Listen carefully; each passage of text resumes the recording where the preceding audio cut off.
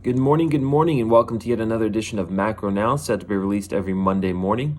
Today is Monday, November 16th, 2020. My name is Alexander Turro, Senior Market Strategist here at RJO Futures, where we're going to be contextualizing the rates of change of growth and inflation, not only here domestically, but globally as well. So with that said, we'll start with the global currency market. You had the US dollar bouncing off its immediate term oversold signal early last week and is continuing to break down again this morning, continuing to signal bearish trend on a 90-day basis. You have the euro versus the US dollar down minus 0.3% last week and remains bullish on both the 15-day as well as on the 90-day trend duration.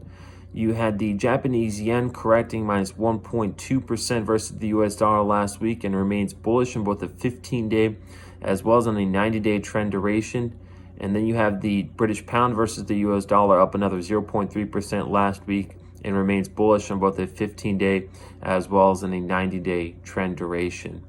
And so with the dollar continuing to be devalued and our outlook for global acceleration of growth and inflation as we make that turn into Q4 and into Q1, what you're seeing right now is Asia continuing to get you paid on the long side, with Japan and South Korea ramping up 2.0 and 2.1% respectively.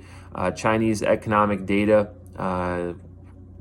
continues to come in and accelerate, with October retail sales accelerating 4.3% year over year, with Shanghai up 1.1% and Taiwan up 2.1% respectively as well.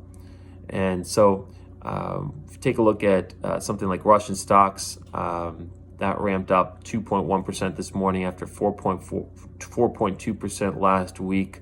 That just comes on the back of oil inflating another 2.1% this morning after big 8.1 inflation moved to the upside to bullish, back to bullish trend on a 15-day duration. Taking a look at volatility, last week U.S. equity volatility just continued to break down. We had a drop of minus 9% on the VIX, which broke through trend signal support. And that, coupled with the oil inflation of 8.1%, led to energy stocks ramping up 17.1% on the week.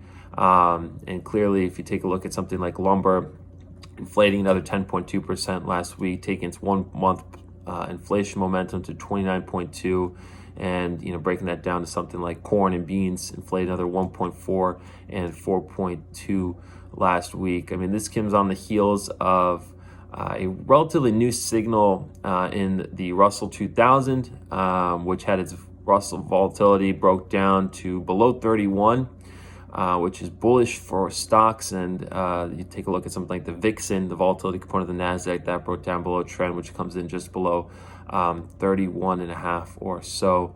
What you want to continue to monitor here as you continue to watch inflation accelerate is the bond market, which last week was up 8 basis points, which keeps the 10-year yield at bullish on a 15-day basis, but bearish on a 90-day trend duration, with the trend on the 10-year yield coming in at 1.01%. So right now, with this most recent vaccine news on the heels of this morning with Moderna, last week with Pfizer, the promise for more stimulus, continuing devaluation of the US dollar, which is the most causal factor in global macro, as well as our outlook for growth and inflation continue to accelerate next year.